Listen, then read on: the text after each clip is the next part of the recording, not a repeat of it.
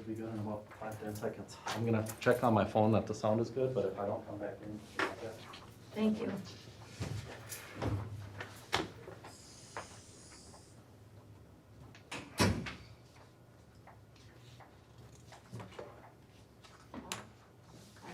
All right, I have 6:30, so we can call the meeting to order. Catherine, you want to do the Pledge of Allegiance again? Sure. I pledge allegiance to the flag of the United States of America and to the republic for which it stands, one nation, under God, indivisible, with liberty and justice for all. And Jody, would you do roll call, please? Bruce Belargin, Here. Katie Stearns, Bob Gunther, Here. Patty Jo Forsberg, here, Catherine Cranston, Here. Lori Belargin, Here. Roxanne Kendall. Here. Our district mission, together we engage, educate, and empower all learners, bridging their passions to pathways to create successful futures and positively contribute to our local and global communities. Our core values are listed as well as our protocol reminders. Would someone like to make a motion to approve the agenda? So moved. Second. Okay, and who was the? All in favor? Aye. Any opposed? Reports then. Sorry. Yeah, just a couple housekeeping things before I get into some deeper things with our construction and our fall startup. If you look, I think you have a copy of logo that I passed around here. You know, we've been spinning on this for quite a long time, and the design we had last time we brought it to you, which was probably a month ago or so, none of us are jumping up and down about. We've contracted with Cahill Photography over in Amory, and with that we get some free design services, and they came and met with us the other day and they brought this, and right away we all like, hey, we really like this. So I'm just giving you this to take a look at, and if you want to shoot me some comments on it, you know, we'd have to go through a vetting process to make sure, you know, we can't just say, this is our logo. You know, we want to go through, you know, talk to kids and maybe put it on our website, things like that, so people can comment on it. Because we look at this as more representative of who we are rather than just a white Spartan guy. So again, we're looking for an alternative logo, and this really kind of excites us here. We can play with the style, lettering, and some other things in that, but at first glance, we like it, so I thought we'd pitch it out here to you. So if you have any thoughts, if we want to proceed with this, oh, excuse me, Shannon? I was just going to mention too, if you remember maybe 2 or 3 months ago, as Mark said, we had kind of one suggestion we put in the Spartan Scoop and had a survey for parents to basically say like, what do you think, yes, no? And a lot of the feedback from that survey came back that parents still wanted some sort of representation of when you saw it, you knew it was a Spartan. Because the logo that we put out there for parents to see was really more of an S that didn't really have the shield, and so I don't have it in front of you, but some of the things that are on there. So we felt this was a little bit further in the direction of what parents were still looking for, because it still kind of represents some of the tradition, but as Mark said, more closely represents some other work that we're trying to do in the district. So, thank you. Just any general comments about that? Again, just information, and we'll move down that path. Shannon, you want to comment on commencement? Yeah. I didn't ask you, I didn't prepare you. No. I just thought you'd be better with that. Commencement went very, very well. Huge team effort to kind of pull everything together. Very thankful it didn't rain. It was a beautiful night. You know, lots of positive comments from parents and students. I think just really happy that it all came together, and you know, people followed our social distancing rules and kind of the regulations we put out ahead of time to make sure that it could be as safe as possible. It was an hour right to the minute, so it was, I thought it was great. I couldn't have been happier with how it went, and I think parents and families and students were happy as well. I know a handful of you were there as well, so thankful that we were able to pull it off. River's Edge was fantastic to work with as well, so I think we have now set a new precedent of what people are hoping for in terms of graduation, so more to come on that, but it was great. Lots of people came together to make that happen, so. You know, and Steve donated the site, but I haven't got the sound bill yet, so we'll see how, Yeah. we'll see how that plays out for future use in that, but it was, you know, everyone, from students from the rehearsal to the picnic the day before, and the parents in their groups, everyone behaved really well. It was really, you know, it was a nice evening, and, you know, I think you're right. I think we probably did raise the bar a little bit here, and it'll probably be something that we'll be looking at down the road next year. A little bit on the construction. Some of you took the tour around here. It's come along very well.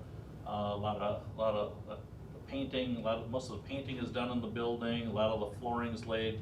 Cabinets are being hung throughout. You know, we've got the roundabout piece. That's going to be kind of the last piece of the puzzle here. How and when we get that out so we can maintain access to the site. You know, during the first part of September. Budget-wise, you know, we're still looking really good. You know, we're going to be in that $1.5 million to a little more under by the time everything flows through. So, you know, Bruce and I have had some conversations over the last couple of days, and you know, trying to wriggle out some of these last little wrinkles and that. You know, we're getting these things approved and going ahead, because we can't have things holding up the end game here right now. I don't know, Bruce, if you want to comment on that at all. Pretty much, yeah. I mean, there's some, obviously we have some pond issues, we have some water issues, and there's a fix that you can either spend, I mean, the difference in dollars is pretty minimal, so we're just hesitant to kind of proceed, you know, obviously with the cost that we want them, or the lowest cost, but it's more important to get the job done right now since we have the funds there. I mean, the number for excavating came in so low that if we have to spend a little bit more to get kind of where the budget originally was, you know, I think Time is more valuable right now. You know, granted, we want to be cognizant of our dollars and things like that, but again, you know, we don't want to throw in any additional scope, and there's some things, some of the classrooms, like at the high school, you got all but about 3 or 4 classrooms that did get new carpet. We'd like to do that, but if we throw it in now, it changes schedules and what have you. So some of these things we're gonna wait till next year, because we have 2 years to spend the money. And so again, it's not critical, but you know, when you do something, you want it all to look nice and what have you. So there's some small projects that we're gonna put off purposely until next summer, just so we don't overburden the crews working here, and then that pushes our schedule out, or gives them an excuse to push the schedule out. We don't want to do that. the excuses pretty much. You know, any of you that went on the tour have any comments for the rest? I do want to comment, sorry, before Lori says anything, was it looks, on your comment that you said, are you actually gonna be done? And as just a contractor walking through with people, you always get that question when you get down to this time that, oh my gosh, it looks like there's so much to be done. And I agree, and as those guys, their anxiety, just like everybody else, thinking, okay, there's a lot to be done, but it does come together quickly. And being on that side, you know, looking at it like, there's so much to be done, but it also, I don't think we have to worry about in those rooms. So like you were saying, there's so much, that is common on every walkthrough I've been on, even, you know, us walking in. So I think they're fine over there, just in those schools. They seem confident. Yeah, yep, yeah, it's the same thing we always, it's the same thing I say, and it comes together. Any other comments on the construction piece here? Okay, well then I'll dive into what might be a lengthy piece here as far as our strategies for reopening. And it just happens to be that tonight around the conference, and there's a lot of board meetings, and you know, I've been online all weekend with the area superintendents, and everyone's trying to feel everyone out about what are you saying about this, what are you gonna do here? You know, everyone's kind of in the same position. And so everyone has kind of the same framework that they're going through with their boards tonight, and I don't know if anyone's asking for action on anything, but it's more of an update and kind of discussion, what do you think? And, you know, I want to refer to this packet of information that we used at the Reopening Advisory Committee. You know, back in, on 6/25, I sent a memo out to the parents. This was after our survey where we had 400 respondents say they wanted to be involved with that, if you remember that memo. And, you know, it kind of outlined at the 50,000 foot level, just some of the different aspects of what we're looking at. So since parent survey, since the staff survey, since that meeting with that committee, you know, we're going down this funnel and we're refining every week. You know, we have meetings, you know, we're listening to CDC recommendations, DPIs, county health, which those, I was on one today too, and they're more of a discussion which without real pointed guidance. You know, that again, as I said before, really the decision's gonna be local here at this point in time. But we're taking all this in, and we meet 2 or 3 times a week administratively, just either as a group or individually, to try and, okay, what's the best path to take here? And I sent you today an updated copy of this, you know, this reopening plan here. This plan with the recommendation or questions from the different groups, the high school group, the middle school group, and the elementary. These were the questions that people had posed in their small group. And we've been using that as a discussion item. We went through this last week and answered all those questions the best we could with what we know now. And that's what this all comes down to. What decisions can we make, or what direction can we take with the information we have presently? Because I'll guarantee you it's going to change, and I've said that all along.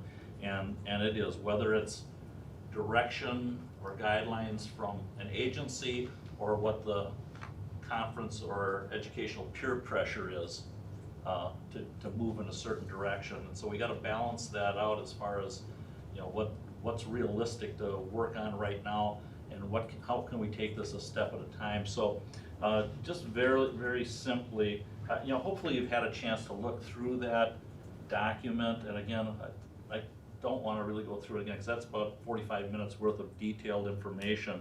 But I guess what I'd like to do is what I outlined here, I'm going to take a shortcut here. And again, if you want to talk about any of the pages in here, I sure will. But basically what our plan is right now is what I'm going to read to you.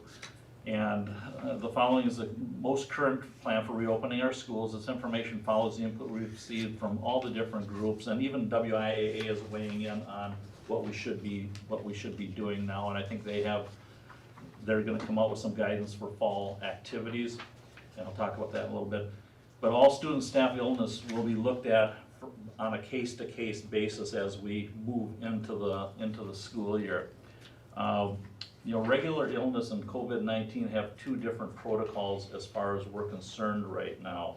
You know, if you're tested and you're positive, there's a protocol for, you know, how you stay out with that. If you have one of the flu, you know, A or B, what have you, now when symptoms are gone, you have to be 72 hours temperature free to come back. But we're treating them as 2 different types of scenarios here as far as when kids or staff can come back. And again, a lot of this is under guidance of, you know, actually Emily and Jody have been working on Emily's been working on the staff and student side. Jody's been working primarily on the staff side, because we get a lot of questions. What happens if, you know, someone in the classroom, you know, comes down and what have you. So, and we're still working through a lot of those what ifs. But we plan on opening September 8th, and every district in the conference and around is opening September 8th. Only one school, and I think it's Clear Lake, is going, I believe it's Clear Lake's going to a 4-day schedule, and a lot of that has to do with finances. River Falls, I just got a note from them today that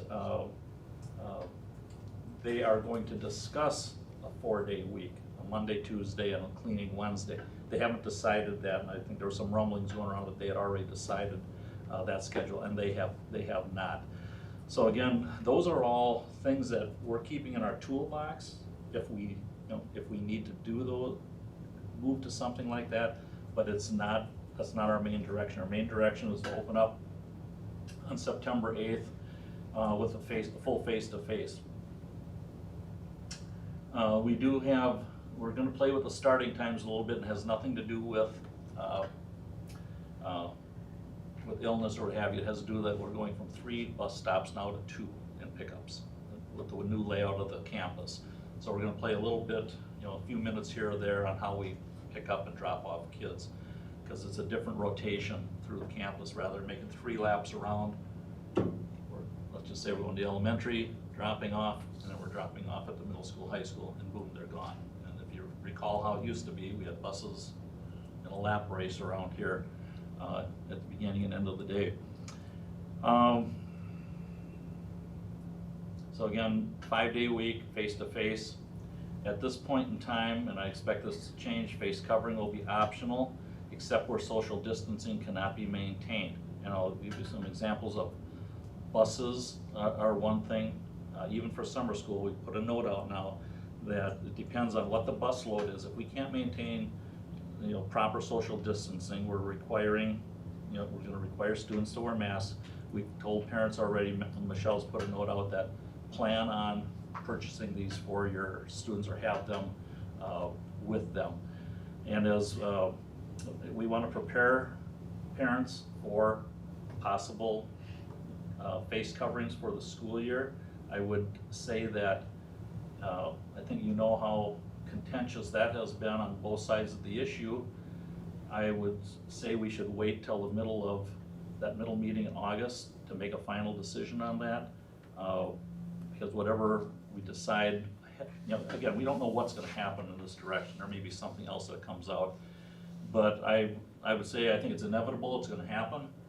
But I do believe that some of the districts are already insinuating that they're going to do this, and they are having a lot of phone calls right now. Hudson's legal representative, who is ours, weighed in on special needs students and students with health conditions, and there's a lot of enforcement issues with this and a lot of logistics that have to go in before we do something like that. And again, a little bit of time, some of these things may be solved for us before we can get to make that decision, which I would advise. We don't need our lawyers digging up this stuff. We get enough advice in our superintendent's meetings from that. So that's, I don't think that delay is going to hurt us here. But I think parents should be prepared for face coverings come the start of school. Some districts have already required it for summer school, just as an experiment to see how it works. All employees and students will share in the sanitizing of educational spaces. Strength and conditioning has been extremely successful this summer with this practice. So I don't think we can put all of this on our custodial staff. We're going to have additional custodial staff coming in, but I think the new protocols, students and teachers are going to have to assume some of this work. And I think we talked about that at our last meeting, and just a lot of training on what is proper building cleanliness and sanitization. There'll be a strong emphasis on personal and group health. We expect social distancing whenever possible. We made some comments before, and it's in this document here that we're thinking about locker bays. Not using them, using backpacks. And again, we've got to think through this a little bit further. But these are some of the things that, as long as we can avoid large groups or groups where kids congregate, that's just going to have to be the norm for now. All distance learning options are on the table. There's some districts that you have to have some type of medical diagnosis or what have you before you can access, or certain conditions before you can access distance learning. No, if the parents want to choose that, and again, we'll have to do another survey coming up here. I think we're looking at next week, depending on how our discussion goes. But as we get closer, we need to dig a little deeper on, okay, how many kids are we gonna have that really are gonna access? Because that'll determine how we're gonna staff this and run this program, which I'll get into a little bit more here. So that will probably happen first part of next week. You know, we had, off the top of my head, maybe 10 families that said that they definitely will not come back. They want some type of distance learning option. Great. Will that number change as we get closer? I could see it happening. You know, as I said before, the anxiety and nervousness and what have you is ramping up as, as we get closer and closer to football season starting and to the start of school. It's it's raising. So I think we just need to be prepared for that. We're really going to try hard with no shared materials throughout the system and limit common touch points in classrooms and in the hallways. You'll see a lot of increased signage for building protocols with arrows and spacing, distance pieces, like around lunchrooms or what have you, bathrooms. We're going to recommend no out-of-district field trips because that would include buses and what have you. Walking field trips, I think we'll be taking it on a case-by-case basis. You'll see a lot of sneeze guards and plexiglass installed around the district, say like in the offices and different protocols in the cafeterias. But 4 things are really critical to this plan, and we're going to be diving a lot deeper into this as we define this as the time goes here in the next week or so. But it's important that families and parents follow the recommendations from our nursing staff and county protocols as far as home examination of kids and keeping monitoring their kids' health. We cannot have symptomatic kids coming into the buildings, and if we do have someone that goes down in the building or is sick, they have to be isolated and they have to be picked up ASAP. Now, these are 3 things that are just critical to us, is that families have to take ownership of this also. And that's one of the reasons why we need to put a health aide in each building, so we can have Emily monitoring the district and working with families and working with staff also, because the same protocols are going to fall in place for staff too. I mean, that's probably one of our largest concerns is if staff start to tumble, what do we do? Because the system will crash, so to speak, and we're working on ways to shore that up. And as I said before many times, we just have to stay extremely flexible. I have one thought pattern going, 2 days later, it's like, wow, we gotta shift gears, and we're cautious on what we send out to parents because things change so quick. So we're trying for at least every week or every other week communication. As we get closer to school, we'll be putting out a lot more information. But those are things that are critical as far as working with the kids that are symptomatic and staff also. Instructional model, we'll talk a little bit about this. As mentioned before, at this point in time, we're planning on a full return traditional 5-day traditional rotation schedule at the elementary, middle school, and high school. Now, that doesn't preclude us from looking and preparing for other options if it comes up. I could see if our system crashes, I know this is statewide, if they say, hey, we're going total virtual, then we look at coming back. We may have to come back with an everyday option or something to phase in. But to start with, we're going 5 days full schedule. We're talking about a layered approach to the possibility of increased usage of virtual and distance learning requests by parents. At the present time, our surveys show a very low amount of people choosing that they're not coming back face to face and they want some other options. So I want to walk you through just what we're thinking with this layered approach. And this is why we're looking at that virtual distance coordinator to oversee that role. So I would say level 1, we fill this district level virtual distance coordinator to handle up to, and I'm going to use, don't hold me to these numbers, we have to talk a little bit more about this administratively, but these are numbers that I think are reasonable. This coordinator would start out, if they're up to 20 or 30 students across the 3 schools, this person would coordinate the efforts between school and home. Level 2, if our numbers increase to 25 to 50, level 2 would be, we need help from within the buildings, and we'd reassign some licensed teacher that have non-classroom duties in the building to assume responsibility for working with students and parents on a virtual platform. If we get to, I'm just arbitrary calling this level 3, as our numbers increase 50 to 250 students across the district, that's when we would start looking at reassigning staff from the classroom. So depending, let's just say we had 100 students at the elementary that are out, we'd probably take some people from the classroom, maybe one person from each grade level that would coordinate those efforts. If we get to what we call level 4, that's 250 to 300 students, I think we're probably looking at shutting down the system. But if we make the decision to keep going, we would just continue to remove classroom teachers that work virtually. And I think, again, that's a very arbitrary number I put out there. I mean, that's 20% of our, 25% of our students, and if we have that many ill, I think we're probably looking at shutting down the system. Again, that's just my thoughts right now.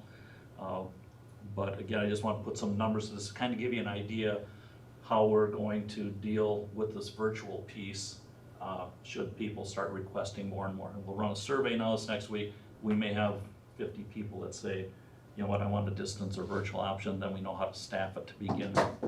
And again, I expect these numbers to creep up the closer we get to school. I may be wrong. Each principal right now is working on their specific building protocols as far as entry, exiting, lunch, traffic lanes in the school, exiting, entering, lockers, and each school's different. So again, social distancing in mind, sanitization, things like that. We've got to take all those things in consideration, and the principals have a large job there to look into these classrooms. Actually, Pam has the biggest job because she has a full building that she has to somehow empty out some of these classrooms to create more distance spaces, where Sarah and Shannon have empty buildings and they're only going to put in what they need to begin with. So we'll be probably storing a lot of furniture until we get over the hump here. And they have to communicate all this with their parents, and then this will impact our preschool student parent purchasing for supplies for school also. And that's why we figure, if we start putting some of, let's just use masks for example, if we say in that middle meeting of August, better prepare. I would hope that through our messaging that people are already thinking that, but again, who knows what's going to happen here. So again, we want to prepare students for their, what they're coming, what they're getting into, and what the, some of the things that they need to be looking for. Summer activities, and I don't know, is Trent here? Yeah, Trent's here. I'm going to ask you to say a few words here, Trent. Summer strength and conditioning has been on for the past several weeks. At this point, we've had no issues. In fact, some of the people that we've had on staff here that thought they were infected, their tests came back negative, which is a good thing. Students and coaches, we've had extra custodial help, keeping things sanitized and clean. They've been able to promote social distancing through a lot of the activities. WIA is meeting this week. It's kind of interesting. For months now they've been saying it's local control on sports. Now all of a sudden, because Madison, Milwaukee is seeing that high rate, and they don't think they're going to have programs now they're looking at taking action to make it one decision for the whole state, because otherwise outstate has more advantage to play, and they want to keep things even. So we'll find out what their plan is this week. Trent, do you want to anything about athletics? Yep, so we started, I think everybody's heard this already, but we started strength and conditioning July 1st, and that has been going absolutely phenomenal. We have not, to my knowledge, had any staff or student concerns regarding COVID at that level. We've been able to have groups have gym access, and then this week we've been able to do some WI contact days using the guidance that they put out for summer activities. As Dr. Bezick said, we're anticipating that they will come out with additional guidelines for fall athletics coming down the pipe here. And late last week, some schools from Southwest Wisconsin put together a proposal that they submitted to the WIA to review that would move fall sports to spring and spring sports to summer. The information we got from the WIA office, I think it was on Thursday or Friday, was that their board of control was going to meet today to kind of digest it and then have an official meeting later this week to actually potentially take action. So I think we'll learn a lot later this week as to what will happen with fall sports. I know Illinois, Iowa, Nebraska, and Michigan have all come out and said that they're proceeding with fall sports on either on schedule or slightly delaying them. Minnesota has not come out with anything at this point yet. That will come later on as they learn their state regulations. Honestly, I can see it going either way. And as Dr. Bezick said earlier, the whole time it's been local control. Every school makes their decision, work with county health, wherever you're at, and if you can play, we'll offer it. Well, now it's getting to the 11th hour, and you're seeing schools in Madison, Milwaukee not being able to play, and now there's proposals coming forward. So honestly, I just hope, it's been so great to have kids back on campus, engaging in activities. There was a huge study done by the University of Wisconsin on the impacts of mental health that has had over the spring season. I think if we're having school and our kids are back on campus, if we can have our athletics and activities rolling, as safe as possible, being COVID aware, that's gonna be a great thing for our students and our community. So we'll learn a lot as the week goes on here. So again, we're looking at taking it week by week, and I'm on the phone with county health, or on Zoom meetings twice a week with them, and I think it's more of a therapy session for all the superintendents to ask questions and bounce ideas off. And we're really not getting any guidance. We're getting statistics every once in a while, and we were hoping for some today again. There's roughly, she said, I think there's 130 active cases in the county. There was 3 more that they believe are active right now. That's what today's message was. But we are in that, as the ranking goes, I think almost everyone's in that high range right now as far as concern. A few more pieces on this. So at the April 3rd work session, we should have an updated parent survey as far as class selection or options of what people would like to do. Because I believe that we're looking at putting a survey out the first part of next week. So we should have that information by the August 3rd piece. We'll be refining our delivery models, and from that information, we'll know how we have to shift people around or what we have to do there. We'll constantly be updating our protocols and other pieces of the plan of how we operate. The plan then is, in mid-August, possibly to have that reopening committee meeting. I'll say if needed. Again, it depends on what the changes are. If we have some real structural pieces here.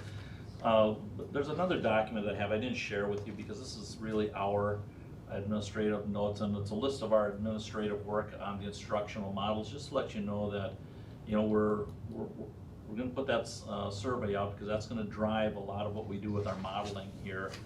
And when we look at our face-to-face framework and guidance for teachers and buildings, we're looking at all of our processes as far as classroom cleaning, how we move, what constitutes small group work, and how can we get away from that.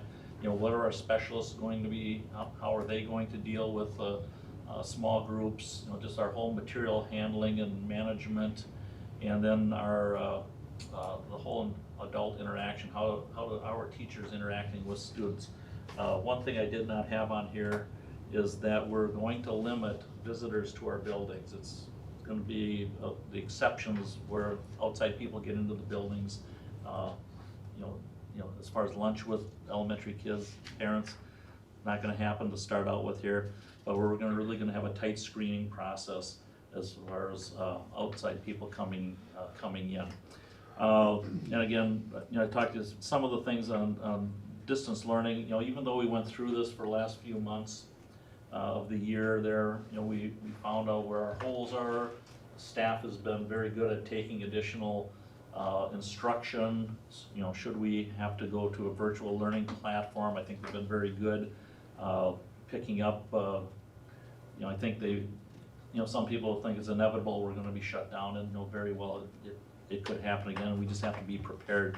So I just wanna let you know that every distance learning, virtual, full-time distance, any hybrid, these are things that we're working on right now as backup plans, but we're prioritizing, as we go with the most current information that we have.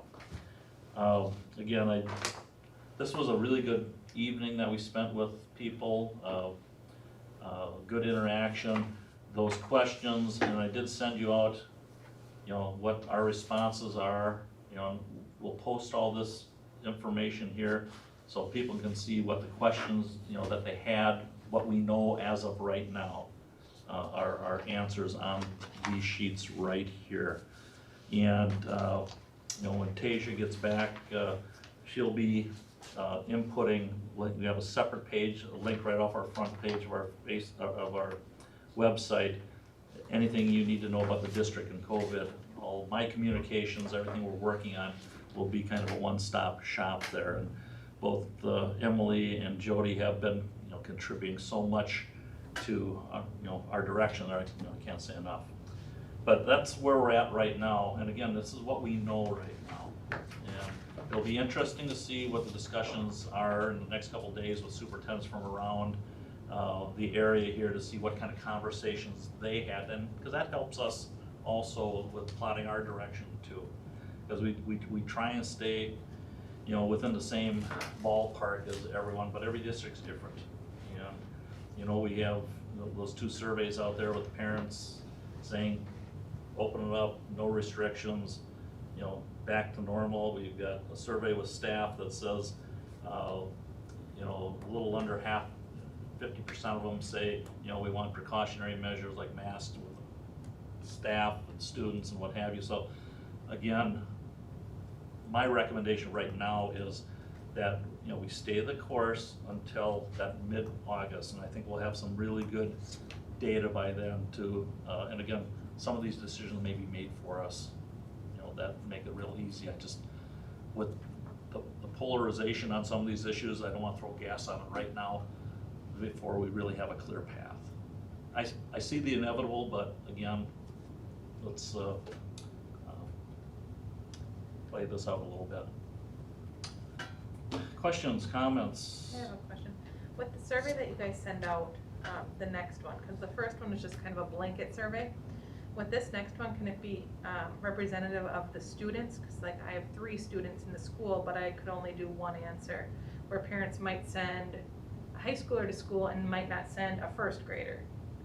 So is there a way to get it representative to the student? Because I could only answer once. Yes. Yeah, I We're think that's working on very, that right And I now. feel like it that's needs to very be So more. that it will say, yes, I have this demographic, but so this child is making this choice, I have another child, click this button, then you can go to make the Perfect. selection, I have another child, you click this button. So yes, we're creating a form that will do that, because you're right, the first time we just asked for generalities with everything, Yeah. and this time now, we need to know numbers. Right. yeah, that's how we're gonna be able to plan our staffing. That, Yeah. and, Abby, Sarah, Trent, and Shannon, I mean, we're all plotting and scheming together. Is there anything I missed on what we have here that you're saying, I wish you would have said this?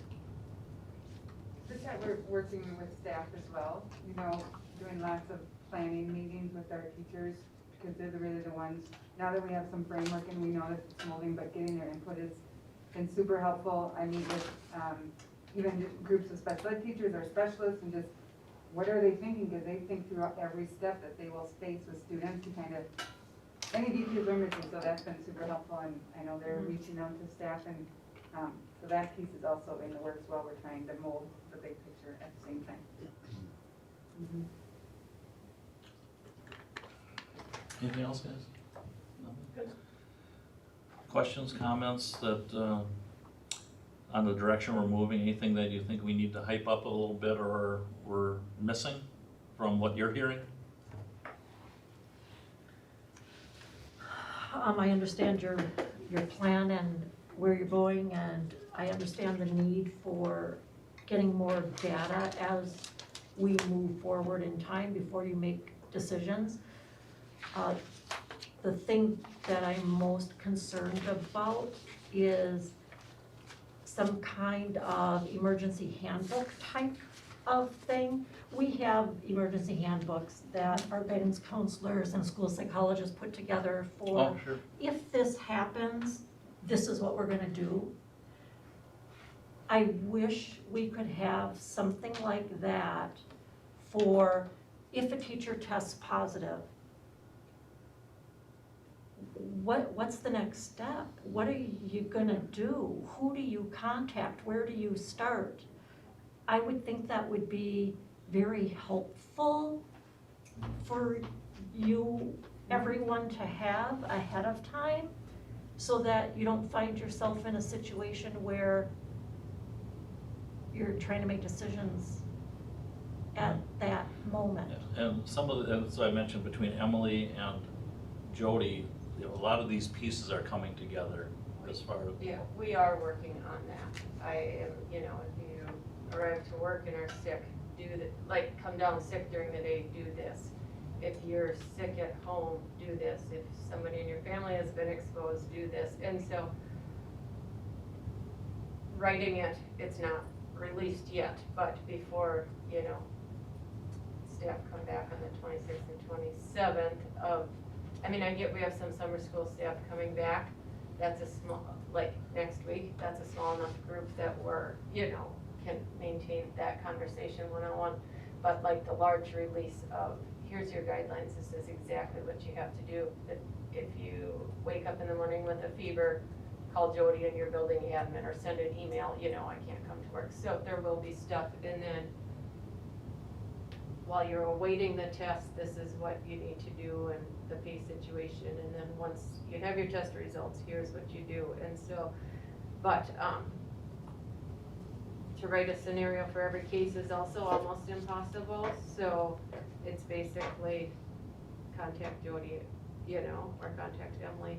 And parents, there's something for parents too, and Emily and Abby had worked on it together with us, that we had gotten like guidance from, I can't remember if it was public health or where it came from, but it was a resource Emily had from a medical site. So the short answer is, I guess we are working on that emergency handbook for staff. And we are going to receive some guidance for scenarios.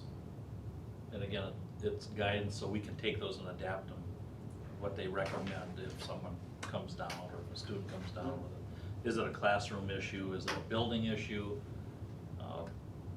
So. Isn't it on the DPI? Don't they already have it laid out if somebody has it? This is our recommendation. I mean, I would guess that's probably what we're starting with. Yeah, And then maybe that's where it came from. I said public health DPI. I mean, Well, you know. it's a combination of both. I mean, Emily took all those documents and she put together a framework of just that. If this, how many quarantines, what does it mean to be close contact? What does it mean to have to be quarantined? When do you get tested?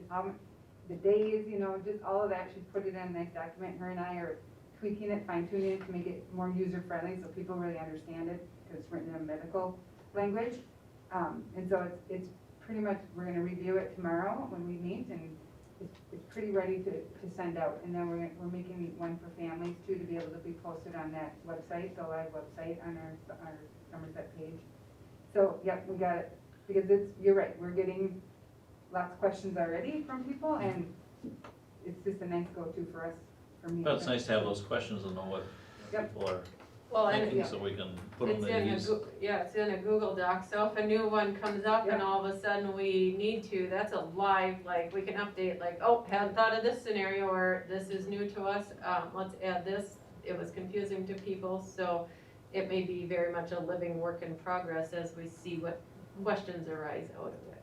And Emily attends a weekly Zoom, weekly or bi-weekly, with DPI and Public Health. They do it together every week, and so she gets that information too to update those forms and get the guidance that we need. So she's been very, very helpful with the guidance.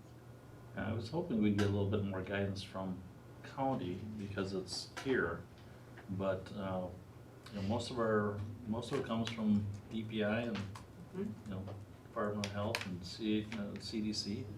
And then there's so many different pieces out there that we've got to find what fits. And that's why, in our superintendent's meetings, we're constantly, talking about what are you doing, what are you going to recommend, what have you. So, so we kind of look the same when things come out. Just thinking, before we send out the survey, wouldn't we want to know what the building protocol is from each principal before we send out a survey to the parents? I mean, so if you have 3 kids at 3 different schools, and the elementary school's gonna do this and the middle school's gonna do this, I mean, that was kind of my thought, that we want to have that in place, what's going on at each school, before we send it out to parents, because if they see the middle school one or the high school one, their protocols later, that might change their decision, and now the data that we got is now no longer relevant. It kind of seems chicken and egg, because the protocols are gonna depend on how many students are gonna actually be showing up. I mean, if we plan for the 95% or 95% of whatever we had, I mean, that's the data we have now. I mean, that's just my Again, I agree with you there. It's just, when does this, how do we play this? Because it's really a guessing game at this time until we get enough data and information to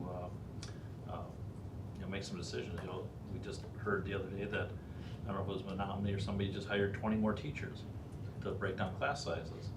Well, they may have an advantage because they got a college in their town, but where would you put them?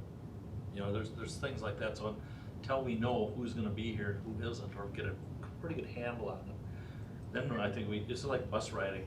If we know that people are not going to put their kids on buses, or a strong majority, we can social distance and we can create our scenario on the buses. But until we have some answers to some of these questions, we've got to make some other rules as far as social distancing and masks and things like that, and close quarters.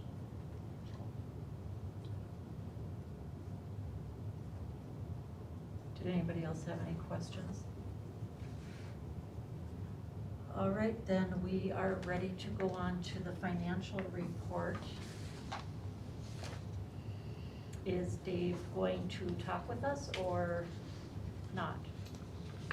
Yes, I know he's here. Did anybody have any questions about the financial report? If there's questions, I'll go get him. I'm sure he's over in his office. I guess the questions I would have would be adding the positions, because this one shows all of our, what we have in Current. savings. Currently we have, well, what, if we're gonna add a bunch of positions, obviously for a year, and we're already, when he showed us our preliminary budget, we're right at budget. Right. We know we're gonna be dipping in, so, I mean, these positions we're adding are hundreds of thousands of dollars. Well, when we get to that, I've got Yeah, we can information. bring I've got that in. information on that portion there, because it's not. Okay. When we get to that, then I can address what what I think you're getting at there. Yep, that's fine. Okay, but I've got enough information here to handle that question. So are we ready to move on or not? Yeah. Okay, the next item on the agenda then is the open forum. And I had 2 people notify me. One is not able to be here. She sent a audio, which I am going to play. Do I need the name and address? She says it. Oh, okay. My name is Jacqueline Olson, and I live at 273 County Road M. I'm the parent of 3 students in the Somerset School District. This fall, I will have a student at the elementary school, middle school, and high school. I'm calling in about the topic brought up at the last school board meeting from a Somerset community member asking that schools require students and staff to wear masks this coming school year. We could sit and look up hundreds of articles that recommend wearing masks, and we could look up another 100 articles that say masks are not recommended. We're at a point where we don't know who or what to believe, and therefore let it be one's choice. Mask wearing is not a law and should not be mandatory. Despite the fact that mask wearing should not be mandatory, I wanted to bring to your attention some of the facts regarding low risk of COVID-19 in our student population. St. Croix County's own data shows that there are only 121 cases out of a population of 90,687 people, and of those confirmed cases, there was only one death. 90% of those cases had underlying conditions, and there were 0 cases in the age category of school-age children. No one below the age of 20 has died, not one. The data and science show that school-age children from preschool through high school have almost no chance or any negative medical effect from COVID-19. Indeed, young adults through middle-aged people face almost no risk from the virus. If our school district is following the data and science like we preach to our students, we'll be celebrating the opening of schools in the fall and reigniting their educational experience. As the Somerset School Board survey results show, of the 701 people surveyed, only 171 people thought students should wear masks. In stark contrast, the large majority of the parents surveyed want their children to go back to school with no restrictions and no masks in place. The small minority does not represent all people of Somerset, and should the school decide in the fall to require masks, we should be deeply worried as to why and stand our ground and say enough is enough. Open the schools with no mask requirements. Here are other reasons why the school should not require students to wear masks and why it wouldn't work. Some students have asthma or respiratory issues, and once it's known that a doctor's note will inevitably spare those students, other families will abuse the system. Special ed students with sensory issues, such as children with autism, will be terribly distracted by, if not tortured by, the masks. Even if you keep children in their classrooms to have lunch instead of a more crowded cafeteria, they will still need to remove their masks to eat. Once they do, what's really the point of the rule the other 6 hours? Another time a mask is impractical is band. Most instruments are impossible to play wearing a mask, so do we shut down our music programs? What about FIAD, and what about after-school sports? Do we shut them down too? Interestingly, at the last school board meeting, Dr. Basic himself was wearing a mask and had to pull the mask down in order to breathe and said, and I quote, "I'm hyperventilating with this thing on here," and then proceeded to push the mask down so he could breathe and speak without losing his breath. He had been wearing the mask for 1 hour and 45 minutes, and you expect teachers and students to wear masks for 8 hours a day? Think about that. As I stated earlier, requiring students to wear masks during school is not only impossible to implement, but not based on science and could be potentially harmful. It's therefore unacceptable, and the small minority does not represent all people of Somerset. As we stated in our surveys, open the school with no mask requirements. Thank you for your time.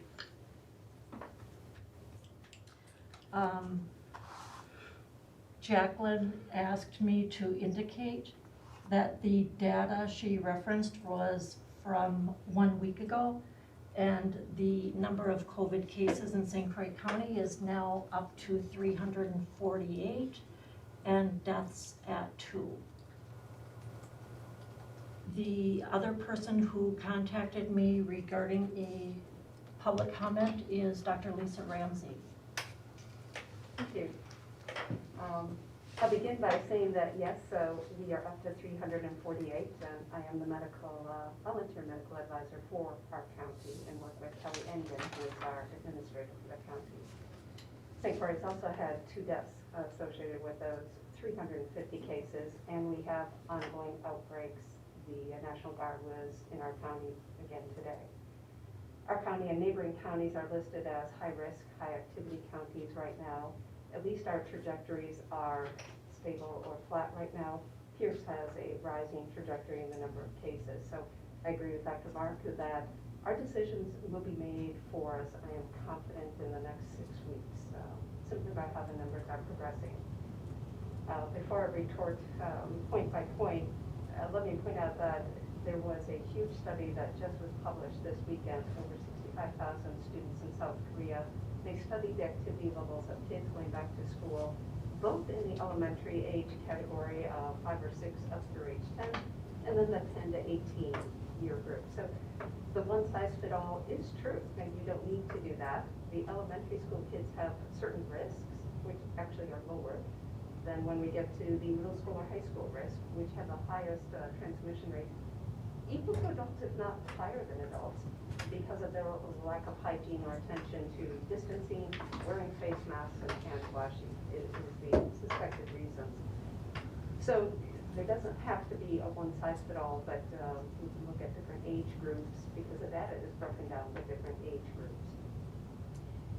There really isn't any mixed messaging on the role of masks when it comes to respiratory epidemics. That hasn't been historically, there isn't now.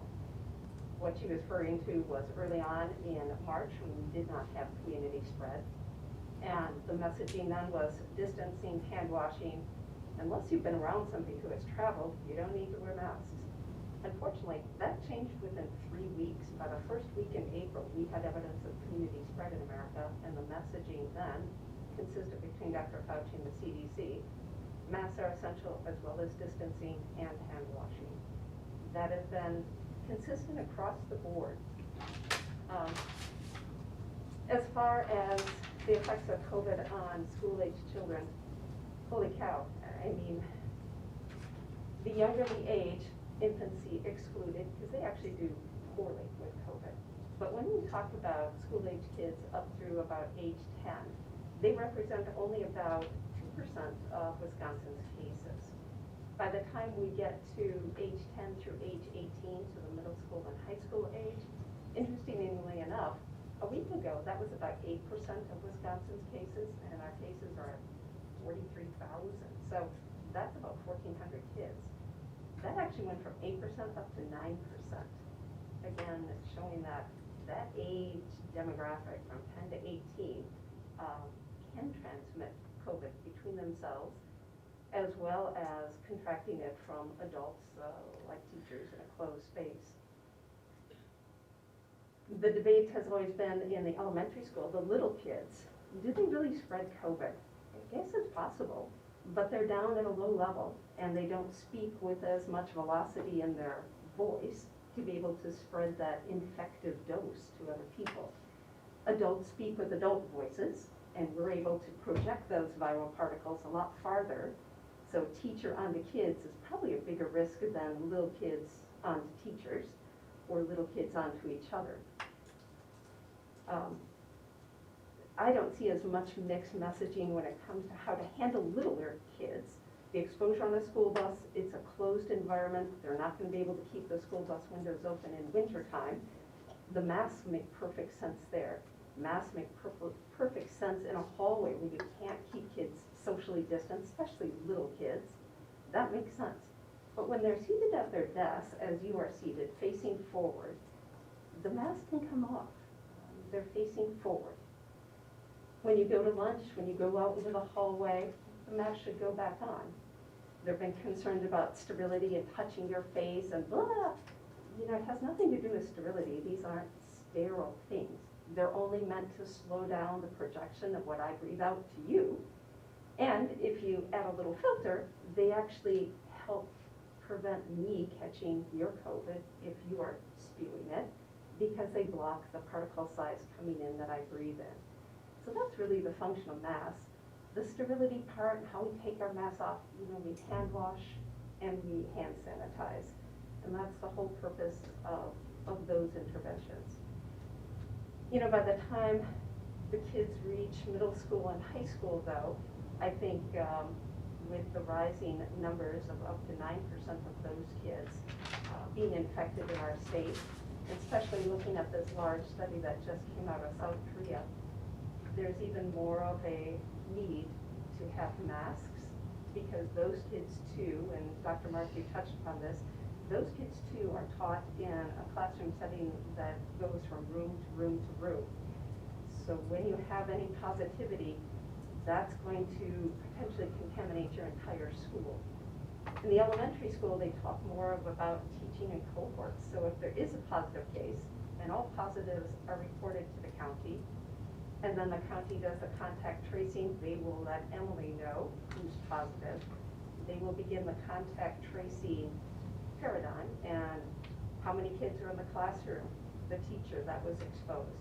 And that is, there's no mystery of how that is handled. If you have a positive test result, you do need to be in quarantine for 10 days.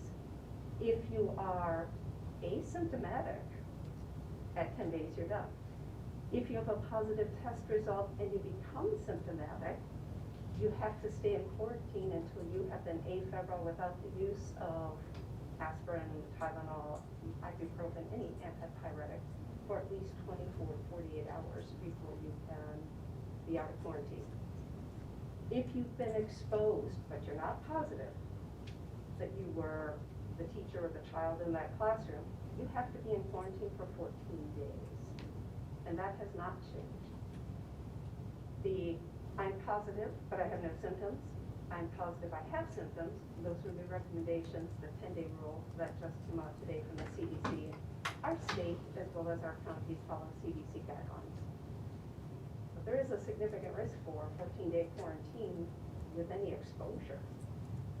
So no ambiguity there. The cohort model, littler kids, at least you limit the damage done if a child becomes positive or the teacher is positive and how many kids they directly exposed in that classroom.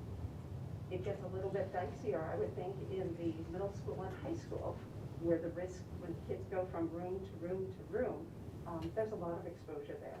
And at what level and how many of those people will need to be tested, I would think that would be up to the county and Kelly Engen to decide who needs to be tested. As far as kids at risk being totally asymptomatic from COVID, not necessarily true at all. It is true that about 55% of little kids through age 18 have little to no symptoms from COVID. So 55%. 45% though develop pneumonia. 5% develop such severe pneumonias that they require hospitalization. And still 0.6% of kids will be so critically ill that they risk death. In Wisconsin, we've already had 6 cases of what they call the multi-inflammatory condition syndrome, the one that looks like Kawasaki's disease. That runs a serious risk of fatality. COVID is not necessarily an asymptomatic nothingness for kids. Particularly dangerous for kids with any type of underlying chronic medical disease, specifically asthma or pulmonary disease. That is by far the most common disease we have in our school district. There's at least 85 children that have asthma. Those are absolutely the kids that should be protected, both themselves and breathing in what other people are exhaling. We also have a handful that have type 1 diabetes, another serious risk, and several with congenital heart disease. So all in all, I would say about 100 kids in our district that have a serious risk of contracting COVID. Not to mention any staff over age 50 or 60 and any staff with medical conditions, including high blood pressure, obesity, heart disease, emphysema, asthma, type 1 or type 2 diabetes, all are very common and all represent significant risks for COVID and for outcomes. As far as recommendations from even DPI, they did publish a little handbook, and it said when social distancing can't be achieved easily, you really need to consider the use of face coverings. I mean, we can't keep kids apart. Little kids 3 feet because they don't project the air, but bigger kids, middle school, high school, 6 feet apart. Logistically, that is a problem to do that without a face mask. Again, a blended system, it doesn't have to be all or none. When they're facing forward at their desks, they can take their masks off, working at their desks. But if they leave the classroom, in the hallways, transitioning, the mask should go back on. So if we choose to protect the staff with face masks, as you know, there's a variety out there, from homemade masks to the purchased surgical masks that some of you are wearing.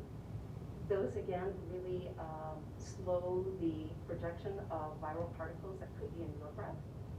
When you talk about the N95s, everybody knows that that filter capacity stops viral particles from coming into your lungs. It's not a perfect world because a true N95 needs to be fitted, and that is done by qualified people who conform it to your face. Then they actually put a hood over your head and they pump in some noxious chemical that they ask you to smell and taste, maybe like vinegar. smell it, can't taste it, you have a good N95. And then that N95 is yours because of shortages indefinitely. You can wear an N95, but if it's not fitted, it helps like these homemade masks or the blue surgical mask. If I may, there is a company out of Green Bay that when COVID broke, Reynolds Packaging, which had been making packaging for the food industry, retooled and partnered with another company in Green Bay to make PPE for the state of Wisconsin, not only healthcare and first responders, but also for school districts, kids and teachers. This is a example. It is what they call a heat-blown, non-woven material. If you want to take a look at it, it actually feels like cloth, but it has a bona fide FDA rating of an N95, meaning it filters, they use small particles, sodium chloride. It filters 95% of the sodium chloride being shot through these filter papers when it's tested. So it has emergency FDA approval as a PPE with the same clearance as an N95. When these little sheets are placed inside of a face mask, and I have one inside of mine, it turns your face mask also into something that protects you, the wearer, from anything you might be breathing in. These little sheets are disposable. You put it in the morning and you throw it away at the end of your day. And they charge 7 cents for these sheets, but it provides quite a bit of protection for the wearer. So far, right now, they are only selling these sheets to school districts. Their hope is maybe someday they'll be able to market to the general public. But for now, it is being sold to school districts as an ounce of protection for their staff, or if masks are being required for their kids, for the kids too. And at 7 cents, it's definitely affordable. So I hope I didn't exceed my time. I'm sorry, yeah. I think you did. I am going to need to get a little thing to read about how much time, I'm sorry. Thank you very much for coming and for showing us those filters. Is there a link that you could send to Dr. Bisick, or perhaps you've done this already, or shared it with Emily, so that they could perhaps look into this more? Sure, it's, and I'll write it right on this sheet. Thank you. As long as we have, can I ask her a question? Absolutely.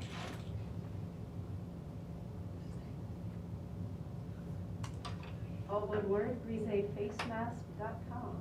They explain their technology, their FDA approval, and there's contact information if you choose to pursue it with Linda Svensson. Lisa, just a quick question. You know, we've talked to staff and there's different types of masks. What about the shields? It's always amazed me, the shield without a mask is goofy, right? I don't know, that's what I'm Yeah. asking you. Well, you know, you want to protect what's coming into your lungs, hence the little filter paper, and we want to protect everyone else by slowing down what I'm breathing out. The two functions of a mask. When we use a face shield, people are trying to block what's coming at them from people's breath, but it comes in underneath the face shield every time they inhale. So it really doesn't serve a purpose other than spray. When my husband does endoscopies, he's got a fitted N95. When they put a surgical mask over that, he has goggles, and then they put a face shield on him, and then full gown. And he does that for 8 hours because of the spray that can come back from, well, stem or stern. Those are high-risk exposures, but I do see people at Quick Trip, the staff there, that just have a face shield but no mask. There's no logic. Okay, I was just curious because I've seen a lot of different Oh, yeah. types of shields, and finally finding one that I can breathe through, I ordered. Now I'm It is better than nothing, but my concern is always what's coming in underneath that face mask. Okay. Yeah. Okay. It slows down what you're breathing out, but you're not protected because you're breathing everything in underneath that. Okay, thank you. Thank you so much for coming. Thank you. Item 4, advanced operations. Would anyone like to make a motion?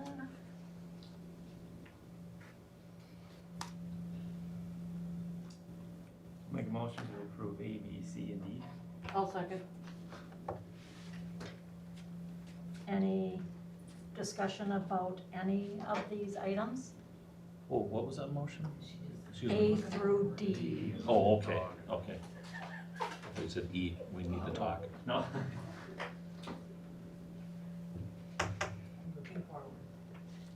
If there is no discussion, no questions, all in favor? Any opposed? Motion carries. Item E is discussion with possible action. What's the Do discussion? you wanna make a motion then, and we can have discussion, or do you want me to talk a little bit beforehand? Well, how about if we have some discussion, Okay, because we whatever. may not Okay. be making any action. Okay, so you all have that document that I sent out as far as additional requests to, help us in our plan.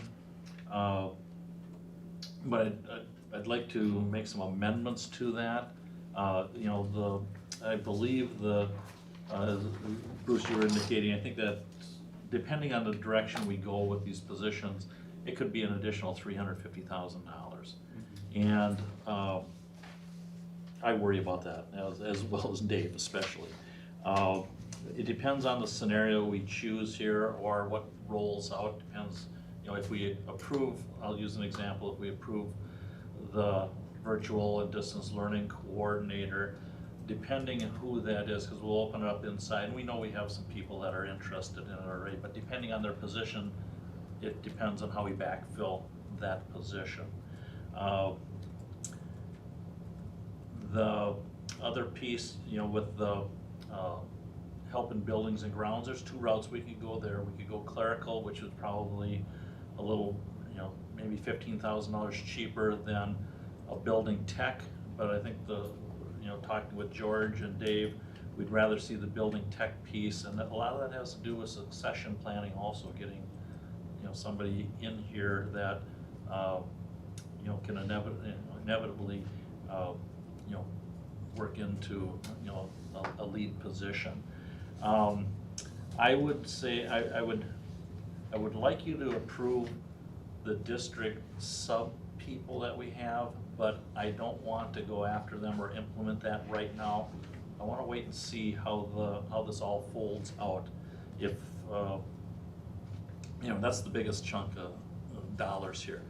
I'd like you to approve it, but then as we get into the school year and we feel that we need those positions, we can act on it real quick rather than waiting a month and go through the coming back and asking and posting and what have you. So I'd like to just do a little bit more work on that, but I'd really like to have a flexibility that if we see we need it, because there's a sort of savings there. The person on contract versus our long-term subs, there's a price difference. But when we have a full-time sub, we're guaranteed we have a good person in our district, staying in our district, not in other districts around. So you kind of have to do a little math and look at how many subs we use versus that cost, so that we're not paying, it's not a total additional money. There is some savings under that, if you can follow my thinking on that. Does that make sense? Because we're taking away the use of a sub. So I think what you're saying is you have a cost of a full-time employee at a beginning wage, but you could take away the cost of a sub, which is like about $120 a day. So there's some savings there. It's not all purely additional on top of budget, But I just like that flexibility because we just don't know what we're going to need in that. To say right now we're going to need that, Dave struggles with that a little bit, I struggle with it a little bit, but I think we'd like to have that option that if we need it, we can spring into action really quick. So, my recommendation is that we look at that maintenance tech, and then we open up that position for the virtual and distance learning, and we do the two additional health paras. So I think that comes to about $150,000 new money.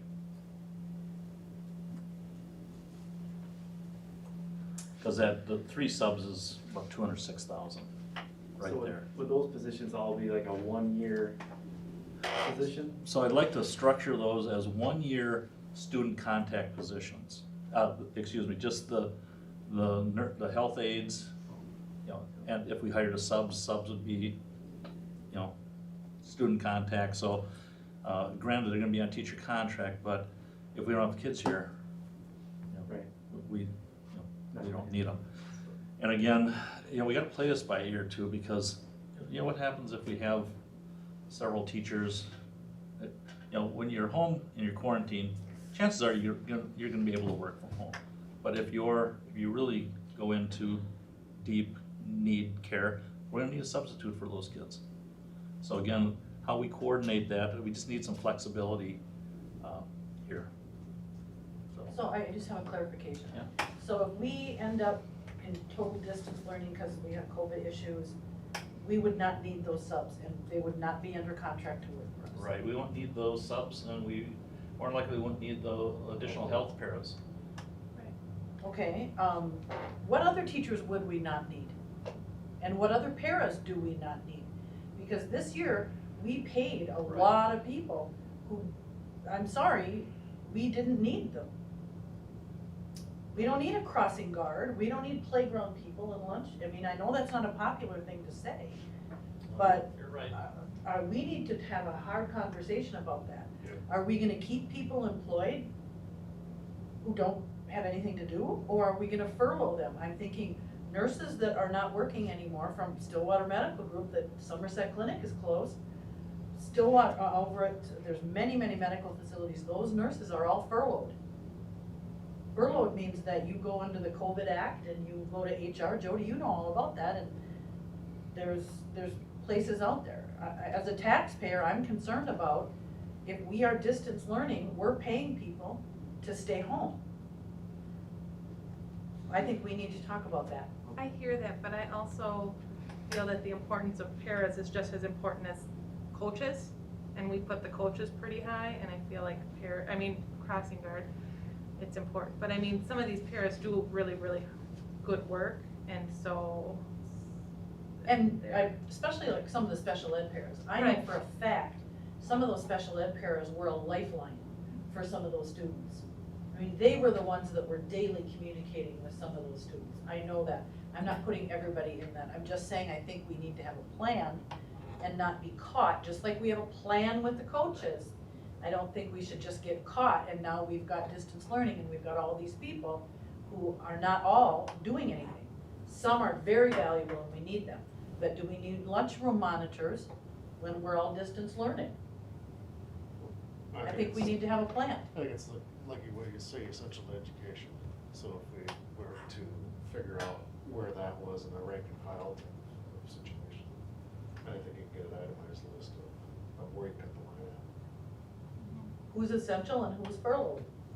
Well, even to bring that up, is that even part of this year's staff in the building?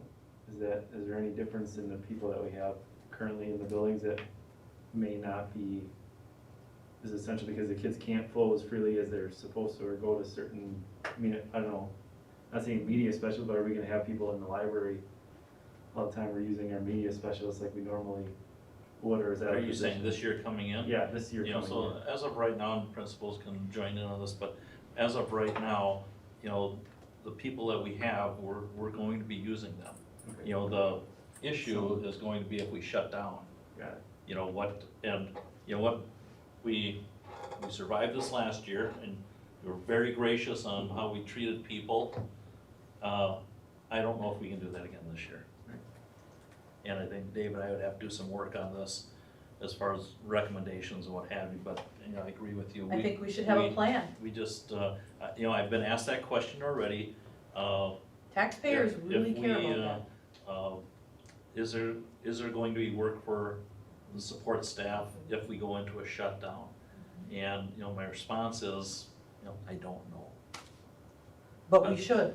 If you'd like, you know, Dave and I can work through some things, and we talk administratively about, I hate to use the word essential, not essential, because, you know, if all of our people were essential, we wouldn't have them here, but we have to make some decisions. And Abby, were you gonna say something, or? No, just that I agree, I've had lots of support staff ask that same question. My only fear is if we do go down that road, they're gonna leave before the school year even starts and go find a job, which is, I get it, it's just, you know, which one is tough either way. But, you know, we don't have that crystal ball to know if we're going to, where we're gonna end up with. And only you folks know who you're gonna need during that time. We're not gonna know. But I can tell you that taxpayers are gonna ask, why do you need a full support staff when no one's in the building? For your distance learning coordinator, is there any teachers that have indicated they can't come back to school because of a comprised immune that couldn't take that role over? I've only talked to one person. You know, it depends, again, it depends if they have the interest or skill set. We've had, I think there's been a couple of people that have interest that said, hey, I'd rather teach from home, or I'd rather do, you know, we'll see who applies and what the pool looks like. We wanna get, you know, we wanna get the best person with the best background that, you know, could take this thing and run with it, because regardless of COVID or what have you, this is gonna be an important position for our district in the future. You plan on one position right now, like we said earlier. Right, like I talked about that layered system. Depending on the level that we get to. Right. Request. But we're trying to, you know, whenever we start looking at positions, that my first thing is how can we do it internally? Right. Whether, you know, we reassign people or, you know, what have you, rather than going to the outside right away. And so the different levels all work within the system here, and there's been conversations already about, you know, do we have people that would be interested in this that aren't classroom teachers but specialists or what have you, and, you know, yes, there are. So again, depending on who goes into this position would depend how we backfill and how we carry on here. And the numbers I used on those different levels, I mean, those were just, Right, yeah. you know, I mean, they could be It's not different. relevant, it's just if we see we need additional, Mhm. obviously the administration. Because if we have more kids out, we don't need more people in the classroom, and we can start using those people in the virtual world. I thought when we were talking about the 8 students coming into the virtual, that this year, it was just, there wasn't gonna be a coordinator position, that it was going to be, we were gonna staff it with what we have, and then talk about a coordinator position next year, or to see how the program goes, especially with the Edgenuity. Why the change in that? Well, the person that we were going to use took another position, so that, you know. Wrench. Now there's some other changes, internal changes of people that, you know, would like to move into different roles, and we'll probably wriggle that out soon here at the high school. So again, Well, can I just jump in here? Additionally, COVID, quite frankly, because I feel that when Mark's first letter went out, I fielded multiple emails from parents saying, so is there no distance option for middle school kids this fall? And I'm like, no, there will be, right? So we're going to continue to use Ingenuity, but instead of just keeping it to the high school through the virtual academy, all kids who are not comfortable coming back.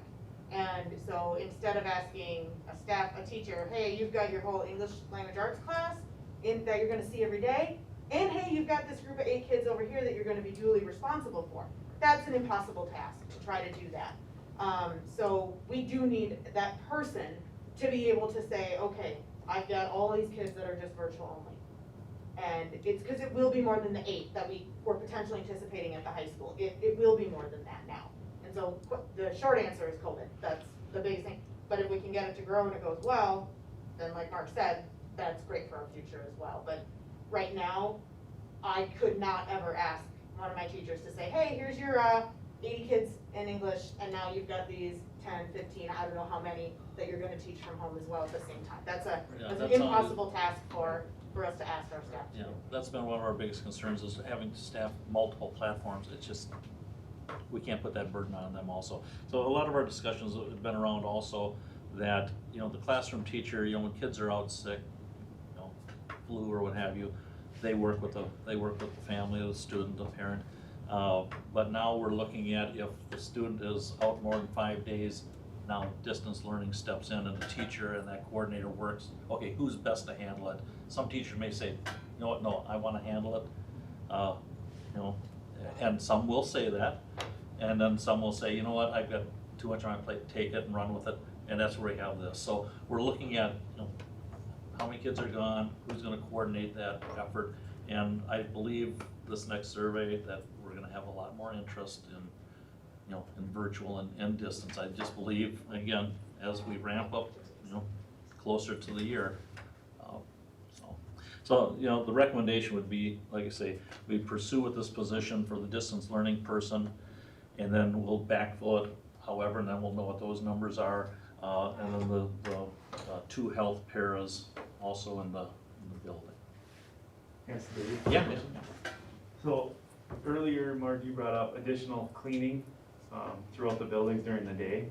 Does that mean Blue Ribbon is gonna have additional people here? Yeah, Dave can answer that. So do we know how many people we're adding to that? I mean, I know we need to add them, so it's what the cost is or what we're proposing? I think the discussion today has been up to possibly 6 more, so not quite 60% more possibly, but I don't know if that's for certain yet. That's still in discussion, and that's part of what I'll be talking about more as we get more budget discussion as well. So yeah, that's a good point. There's not just direct staff costs, there's contracted services increase, there's the licenses for the virtual education. All these things are extra real costs that are specific to this situation. It's just on the Blue Ribbon thing, have they said they'll be able to staff this? Cause I don't know how our staffing was last year, how the middle school or elementary school or any of the schools cleaning was. It's difficult. I mean, are we gonna be able to add 6 people if they're? In discussion with George, he's in pretty constant communication with not just the on-site supervisor, but the owner as well. Who's very hands-on about the need to keep getting the applicants, keep getting people here. It's, you know, it's a difficult business. They're doing a lot better job than our previous vendor. They're paying more. But it can be transient. They can have people who come in and leave during training and don't come back. You know, there is a turnover, and you look for people who will stick around. And they do work hard at trying to get more people in to audition for that. Yeah, so if we're adding this and we're gonna need to have cleaner for everybody around, I mean, we need to make sure we're creating rules. I think the bottom line is that, you know, this discussion about direct staff cost is not the end of the discussion of the cost increase. And there's certainly a lot more that we'll be going over. Are the 2 healthcare positions full-time with benefits? Oh, that's a support staff. Those were school year support staff, and so it was assumed that they would not take benefit. There's a school year support staff health plan that is much more expensive, bigger deductible, lesser district contribution. And also the more limited cost to the district if the employee doesn't like it. Would we want to look at potentially, I don't know how the district feels about temp services for any of this? Especially, well, it does sound like you have an idea of having a contract that says student contact days only, but just thinking, as far as a healthcare provider or any position, we wouldn't want, you know, if we close down in October, we wouldn't want to pay them through the end of the year. But is looking at a temp service for health aides something we could think about, or no? Well, when you look at temp services, you're paying about 25% more. You know, we looked at on-call subs and some of those services, and it's quite expensive. You know, the ideal situation is you get a community person that's vested in that, you know, that's here. So, I guess we've never had a need to go to look at the temp side of things. I mean, it's surely an option. And then kind of on the line of healthcare, when we were in the committee meeting a couple weeks ago, it was mentioned that we purchased 6 thermometers with a grant. Is that correct? Something, or we were granted money to buy You know, thermometers? we've been receiving equipment, you know, masks and things like that from DPI, from, I don't even know where, all the places that Jackie's been getting equipment from, and I think, you know, do you know? We have face masks that have been donated, we have face shields, we have thermometers, we've also purchased additional thermometers. Oh, good, okay, okay. That's, my next question was gonna be, okay, if we have 6, it seems like we should have more. Yeah, so Okay. we've ordered additional, we're stocking up, I guess, and, you know, not to the point where we're planning to have a mask available for everybody for every day of the year, but also we want to be able to have a significant supply if needed. And to date, among adult face masks and child face masks, face shields, gowns, gloves, and some N95s, we've spent, I would say, $10,000 to $11,000 so far. And we have over 40,000 adult masks, some thousands of child masks. Those are harder to source. So we are working on it while still understanding it can be a huge variability of, will we need this and more? Will we need nowhere near this amount? It's so hard to say at this point. But we just don't want to be caught with nothing when we have a great need. Yep. I would just add, we've also been like trying to order some stuff, but availability is also an issue for some of the PPE, you know, so like the hand sanitized stations where you would just walk up and it dispenses, they're all on back order. So George is working, when he's not working with the referendum and construction, trying to help us outsource every possible vendor to find that type of stuff that he maybe has come in contact with over the years too. So some of it is also supply and demand, you know, delay right now, but they might be on order and back ordered too. I had a question about the healthcare worker also. In here it says need Nurse Emily be able to move from building to building. Are you really gonna be wanting her to be moving from building to building when you're talking about possibly moving from somewhere with an outbreak to somewhere without, or back and forth as a nurse? Because in nursing homes, nurses aren't going from building to building, you know, so do we need 2 or could we go with just 1 health aide and then have 1 in each building with her? Because we have you can pull up Google Classroom and do a review there without having any type of cross-contamination is what I'm looking at. What are going through. You know, Emily's gonna be without an office, so she's going to be, she may be officing out of here, certain days she may be in a building. I need her to be mobile, because she's gonna have to interact with staff, administration, parents.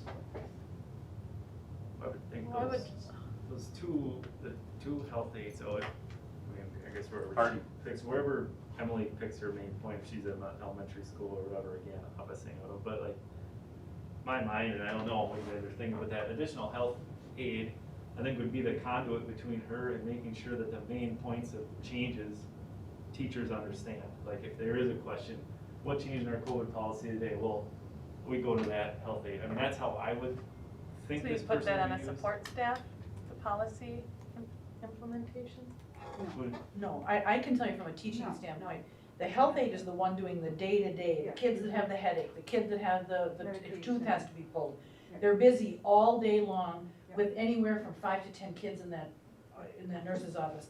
Emily does not have time to take care of COVID and the kids that are coming to see her every day. I think she needs to be up here, and we need to have somebody on the ground in each building. That's my take on it, because the everyday stuff isn't gonna go away. We're still gonna have kids that have a tooth out, they still have an injury from the playground. We don't want Emily dealing with those things while she's dealing with this pandemic. That was That's part my of- feeling. You know, that was part of the issue, you know, we had her in the busiest building in the elementary, and she couldn't get anything done. Right. You know, in the other buildings and what have you, and, you know, we've never had, I shouldn't say never, I don't know, in the history when they've had a full-time nurse, you know, on duty here. It just so happens now we're dealing with what we're dealing with, and we have to take these precautions right now. And I just, personally, I don't need her handing out pills. I need her coordinating the effort, you know, and working with the principals and working with the staff, so that's the request. So I would see Emily as, yes, talking with our healthcare providers, but she's also talking with us as far as what did change with COVID today that we need to be aware of, so we can then disseminate that information out. So, you know, I do need someone in that office. It's a busy place, even though it's middle school kids who can put their own Band-Aid on and things like that, it's still frequent flyers, so. Yes, we have.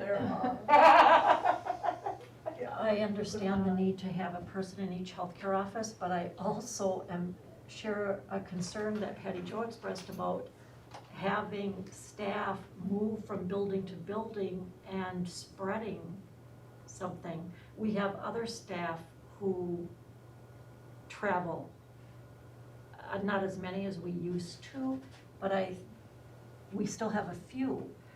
Is that one of the things that we're looking at? Yeah, and that conversation hasn't happened because I don't know if we have them all identified yet.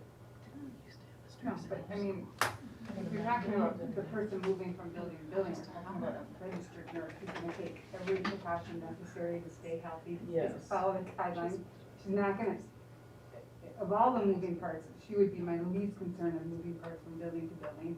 She's gonna, she's gonna follow the protocol. I mean, she's professional, I trust that she would, but we have not had the conversation about moving. I know We do have staff that do move buildings, we for sure do that. Haven't had that conversation. And, you know, I've heard from a couple of those staff that that's something we're going to have to figure out. Yeah.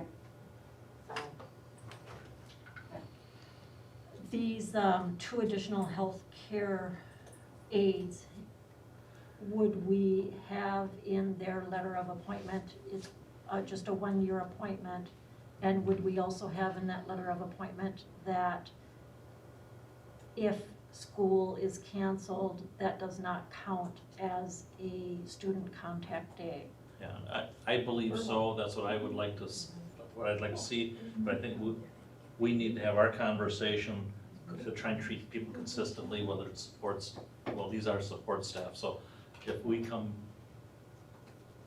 to me, those 2 pieces need to be in there, but I think we need to have that discussion that Catherine brought up about A plan. how we have them in all the contracts and how that would look. And there's government programs out there to cover people who are furloughed under COVID. Yeah, we were above and beyond, but we got caught in this thing and, like, again, it's one of those that every That was district. different, that was different, this is not, we didn't have time to make a plan. Just like with the coaches, we didn't have time to make a plan. We have time to make a plan. It No. wasn't, like you were saying, it wasn't a plan, it was crisis mode, is what I Right, heard right. from people. Yeah. And that's kind of what it is. Can I make a motion to approve the 2 health aide positions? I'll second that. Any further discussion on the 2 health aide positions? Do we want any qualifications, as we just discussed?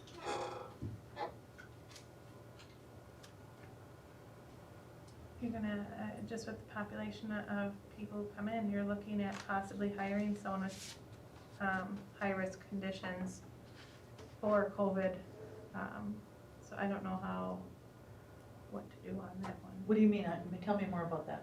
People susceptible or that would be high risk for infection. I'm just thinking people people who are the nurses or were the nurse, and my mother was the nurse, you know, she's high risk for kids. So if we're gonna be hiring people, how do you watch that? I can tell you how medical places are doing it right now, Yeah. because my daughter's an HR director of a medical place, and they test COVID they test right then and there, and they have to agree that they will come in, and even if there's COVID there, they come in, there's a whole. That's what I'm protocol. looking at, yeah. And it's not a protected class. If you feel you are gonna be compromised, you can turn down the job, or it's not a protected class. Yeah. If you were not willing to take that job, you say no. That's what I was looking at, is how to I mean, decipher we that. put it out, I guess, and see kind of interest we get in the position. I would hope, I guess, if people apply, or there's enough for a little position, maybe people will apply. So in my mind, what I'm thinking is, when I vote, I'm going to vote whether or not to hire 2 more people as healthcare aides. But in my mind, when I'm making my vote, I'm thinking that they're going to be student contactees only.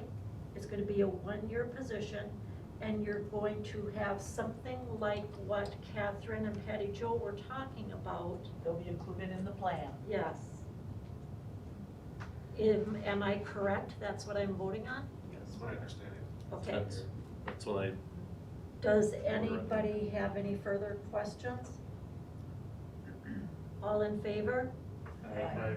Any opposed? Motion carries. Can I make another motion to approve the distance virtual learning coordinator, the 1 position?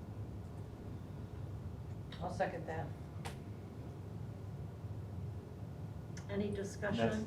are we posting that only internally at this point? At this point in time, from what I understand, I think we've got a lot of Right. I candidates. just wanted to make sure it was an internal posting only. And it should be a zero-sum piece, depending on the backfill. Right. Any further questions or discussion on that item? That's the position which we'll be using Edgenuity. Correct. Is Edgenuity the program that is currently being used with the, I don't think it's called At-Risk anymore, the Achieve program? I believe Edgenuity that's- is what's being Yeah, used so there? we started a pilot in the spring, actually right before closure, and we're using it through summer school, and now we've transitioned away from Odyssey Ware officially to Edgenuity. Yep, And does it go down through the elementary grades? it can. Through 12. I would say up until recently, we really hadn't talked about using the tool that way, but as we further our conversations about our instructional models and potentially looking at how many families are choosing to go distance learning, it could go all the way down to kindergarten. Okay. Mhm. Does anybody else have any questions or comments? Can I just ask for clarification? This is not a 1-year position, this is a position. permanent. Yes. Okay, just making sure. I feel that if we do hire it, it should be K through 12. Just being that that's the way we're looking, and with COVID, it's going to be the direction that it's going. Does it, I don't have it in front of me, does it say, it should say K-12 if it doesn't? Does it The say position that? is It just says ES and HS, that's why I didn't know. Oh. The position is K-12, but the, Yeah. you know, the programming, I think, you know, there's more input from staff on how we want to use that, but it's a fallback. We can have a teacher of record be a classroom teacher and not the Gotcha. distance learning coordinator. Like, it's, no, it's Teacher like, of record is what I'm it's like if thinking. I were doing homebound, the Yes. teacher of record is still the teacher of record. Correct. Okay. Yep. Could be the classroom teacher, it could be the subject level grade teacher, depending on. Got it. Any further discussion? All in favor? Aye. Any opposed? Motion carries.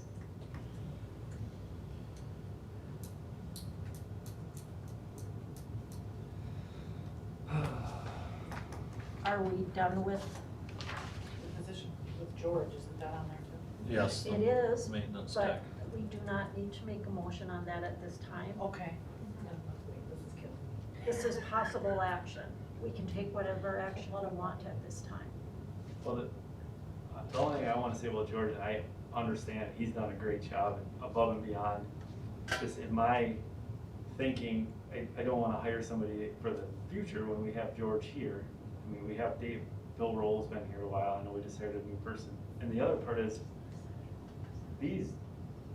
we're upgrading our mechanical systems, we upgraded our schools with a huge mechanical upgrade and exterior and all this stuff that we're doing to the schools. Not that it is, but shouldn't it make their job somewhat easier, that they're not having to maintain these older buildings? I mean, that's how I look at it. And again, I'm sure he needs help, and I know he's going way above and beyond what he normally would do with the referendum. It's taking way more time, but when the referendum's done and the construction's done and he gets back to his normal, I guess, level, I mean, I would hope that with all the money that we just put in to upgrade this building, that he isn't as busy as he was before.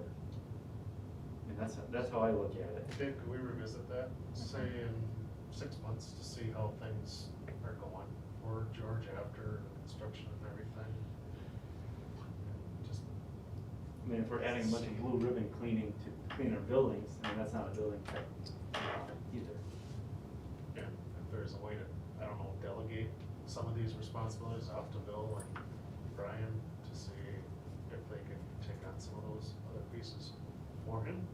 But it's more of a delegation to say, okay, you're gonna be in charge of school, congratulations. I don't know if that's something that can work systematically within that department, but wondered if there could just be some delegation off to free up his plate a little bit. Certainly, I've had a lot of discussion with George. I tried to summarize kind of the main points of discussion in the bit that I wrote. I have talked a lot about delegation, their different roles, and I think at some point, if you're interested, it might be useful to have George here just to discuss as well. Right. Absolutely. There's a lot of paperwork he cannot get to. He just can't. Things that I never even realized that was on his shoulders. I honestly don't know if Brian and Bill, I mean, it's, I don't know what if he's unloaded anything there. It's not like everybody, at certain points in their workday can be more efficient, but it's not that there's a lot of extra time within the department to add additional things. I think we talk about different types of workflow and changing around who does what, kind of different groups of tasks make somebody more efficient. We do talk about a lot of different approaches, and George does good work for wearing multiple hats at the same time. He is district-wide, and he is middle school, and he does all those things, and as I said, I think he would appreciate anything, but he's still gonna keep doing it regardless. So at some point, I'm certain he would be happy to talk with you if you wanted to hear directly from him. Like Bob said, we see how the school year starts. That'd be helpful too. We can certainly revisit this. In the short term, would it help if he had some more administrative help? And I don't even know where we'd get that, but. Yeah, see, and is that that was another something- that was another option, and we talked several times internally, who can we free up to give them some, and, I think we came up with 45 minutes. Was that Sarah, was that one of your secretaries, or? Well, I have an office aide that's not currently full-time. Yeah, that we could. I will have to, it will be a new office aide now, Yeah. because I had a resignation, so, yeah, that was one of the conversations that we had. We could use that position in a couple of ways. Well, that's what we're looking at, another option. And is there somebody who's part-time that maybe wants to be full-time administrative that we could maybe look at? I'm just throwing ideas I know, out there. that's the things we're looking at right now. Okay. How can we reassign, or make someone full, like, that was a piece there. I had misunderstood. I thought there was more time available there, but there wasn't. It was only 45 minutes of additional time, so. But we can come back and we can always Look come at back this to it, yeah. in the future. Was there anything else in this item that you Are wanted the to? subs on that item? The subs are on that one. Well, yeah, the sub piece there, and again, Can we you know, we're break not. that down to 2 subs to start, and then if things we- became, Yeah. We don't have any right now, any full-time, you know, we did that experiment with, At the elementary school. No, she went to all 3 buildings. she was at all 3 She was buildings. in all 3 buildings, Right. somewhere else every day, Yeah. yep. And it worked very well, and, again, you know, there's a little cost savings there, but, to offset that teacher piece there. But we're playing with the unknown here, you know, just with everything we're looking at, the age of roughly the age of our subs, high risk. Are they gonna wanna come in this year? Are there people even available for this? You know, we don't know, it's a high cost piece right here. And again, if we approved them with the idea that, you know, if we get in a pinch and we really need to move this way, it would just speed up the process of getting them in a hurry. And again, we can always put them in. We've done it before, we've waited till the budget and different things, we've done it in the middle of the year. Just trying to be proactive. I think we should move on, or wait on that with the other one, just to kind of get more information. We'll see how many parents do the next survey. We'll have by then the answers, so we'll see if there's more electronic people, which the other program will take over. Do we need to do that one tonight, or can we wait to You're talking move the on? sub? Yeah, can we wait to move on that? Yeah, is it a Because we need to get possibility, an Lori, that August we could have action on that at a work session if it's needed? I think that would be the first week of August. Because or we do a August. personnel update every meeting. Every Yeah. meeting. I think we would know more then, and, but it doesn't mean you can't put feelers out, people. Believe me. Yeah. But we've I'll got start. a couple of long-term postings right now that have 0 applicants. Yeah. 0. Really? Right. Yeah, for real, we have some postings that have 0 applicants right now, So we may approve 3 and get 0. Right. Or get Correct. just- Or get 1, really and truly, so. We've had one the last 2 years, right? Which is- And that has been invaluable. But is it, tell me the pay, so if I have people I know. First year teacher, BA one. It's 65,000 is the total package, I think. Yeah. 66, something like that. Yeah, but, Yeah, Forty- like 40,000. 42. 40, okay. something like that. Just waiting to get furloughed so I can. And And then you my have other to- question is, how is it licensed? Is it just licensed as a sub, or does it have to be a certified teacher? And you said, You have to have the sub licensure, well, because there's 2 different things. do you have to? Yes. Yeah, I think. Because sometimes if you go over so many hours, Well, there's the short-term or regular sub license, so Right. you need to hold a regular substitute or an official teaching license. but a regular substitute license. won't- Not the short-term sub license. Okay. No, because then you're stuck at like 30 days, I Alright. think it is. We throw this one on the work session again so we can, or do we approve one tonight? You know, we can always, if we get in a pinch, we can always put someone on with the intent, you know, put them on as long-term with the intent of coming back here saying, we want to get this person on as Right. long-term Uh-huh. or a full year. I think we spend enough money tonight. That's exactly If what I'm that's feeling. just kind of a happy ground here. Good. Any further discussion on 2021? so if you posted something, do you necessarily have to hire? No. No, So could you post and see what you got? And then we can decide if we're gonna take action on it, at least the postings out there? You tell us. if you're okay with that, we'll post it tomorrow. It's just when you post it, you get applicants, and we come back and say, oops, sorry, Right, we didn't exactly. really mean it. Well, Oh, that's Well, okay. But They're things do applying change, all over. I mean, things do change with yeah, to everything. say, this is, on our times, I think it's a valid excuse to say, we don't know yet, but we're trying to cover all of our bases. Yeah. And I don't think anyone's gonna get angry about that, to say, you know what, financially, here we are, or we're not. We decided to go with 1, not 3. I think it's a If good you idea. also post it, we'll post it, you can post it. See what Are we happens. talking just posting one? We're just approving Do I need to Posting one. make a post and see motion what for we that? get. See how many people apply, I guess? all zero. Or no? At least it's out there, and then we're not dragging it I on. don't have any problem throwing it out there. So we've never posted a position without approving a position, Oh, yeah, we so- did. Well, you're not supposed to. It's not supposed to happen according to our policy.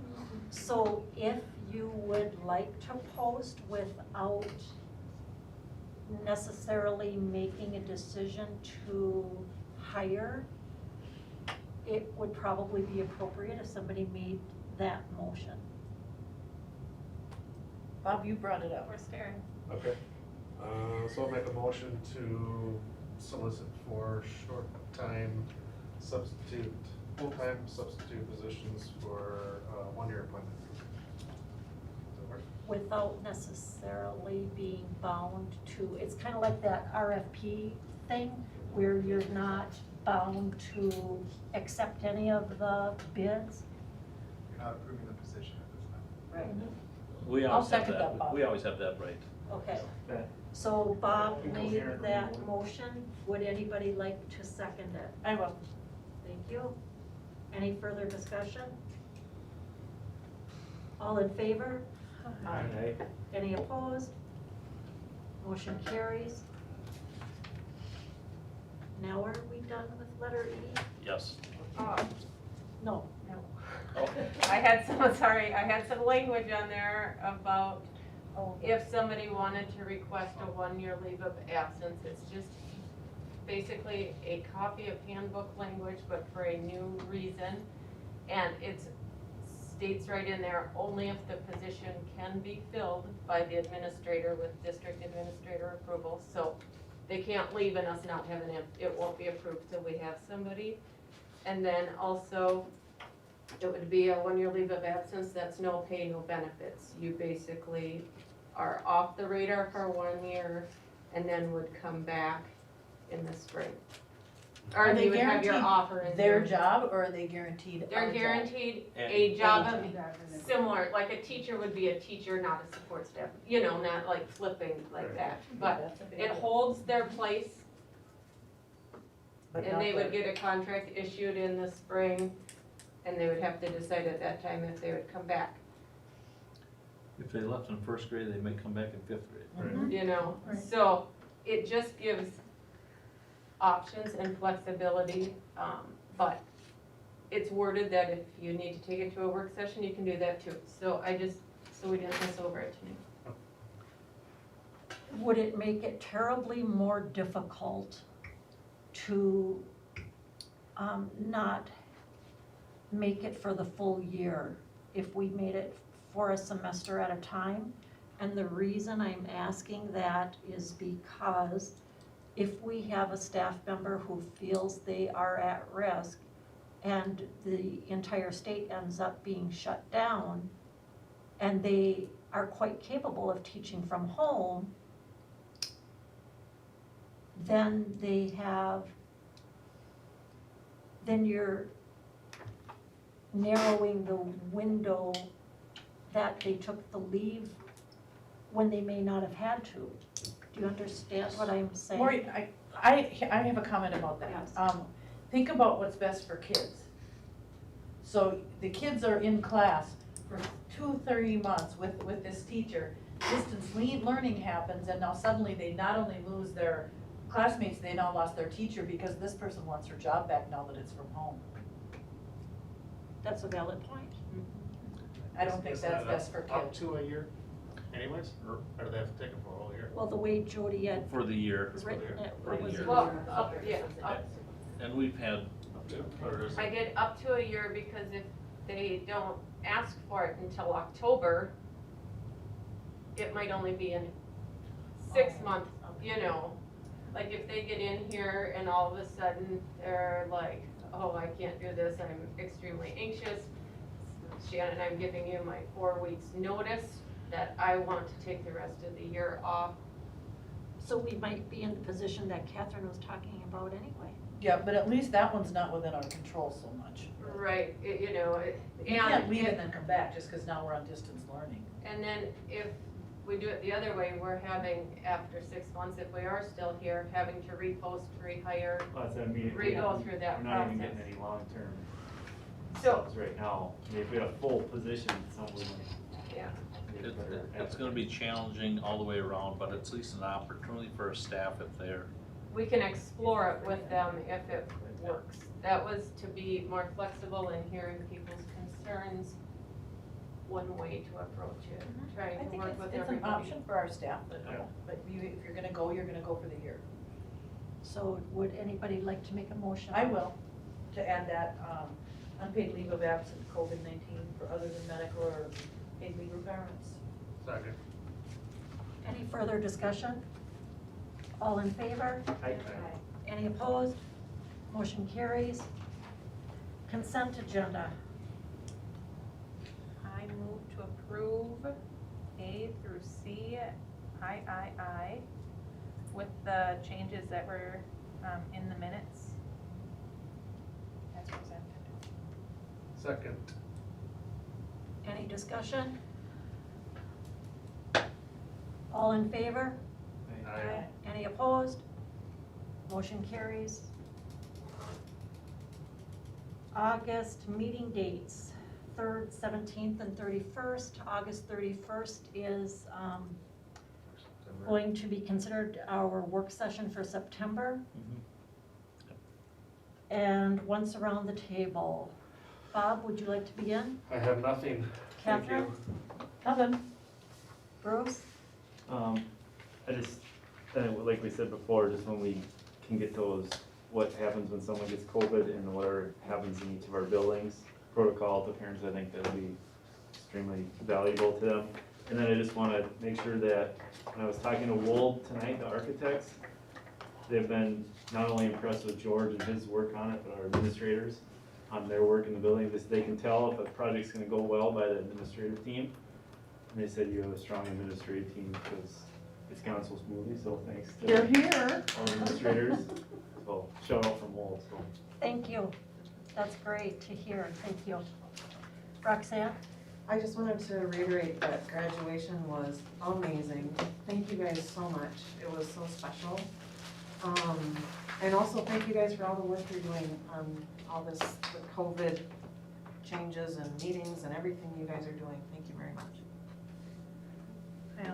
I've only heard great things about graduation, so, there you go, you guys. And I concur. I would like to bring up at our next work session, there's 3 policies that we need to address. One is the public comment, policy 0167.3. We need to add language right to our agenda about what the guidelines are, about 3 minutes and 20 minutes that used to be on our agenda, and it's not anymore. You have to be in a district to speak. I'm sorry? And we were gonna talk about electronic ones. And whether we are going to read aloud letters that are sent and audios. Yeah, I think that needs to be talked about, and it might be, with COVID, it might be different than it is without COVID. Do we wanna talk about those boards we looked at tonight at some point? yeah, That was part of- as soon as we get a little further on with some more information, that it was just, you know, if we even decided it's like a 2-month, 3-month deal, so we can decide anytime, but I'll get more information. I just want to have people see on it. There is. In the policies? Yeah, so one of the policies is public comment 0167.3. There's another policy we need to address, policy 5310.01, emergency nursing services. That policy is supposed to be reviewed every single year. And we should also look at policy 8450, control of casual contact communicable diseases. You think that should be updated? Yeah, we received an opinion Yeah, as from long as it's our casual. school district attorney that I will forward to the rest of the board. And I would like to get his advice on whether we just incorporate COVID-19 into our policy. He found a lot of problems with our current policy. And perhaps we might want him to draft a policy for us that does not leave us in legal difficulties. Sure. Sounds good. Plan? I think that's it. Thank you very much. Motion to adjourn? Second. Catherine made a motion to adjourn, Bob seconded. All in favor? Aye. Any opposed?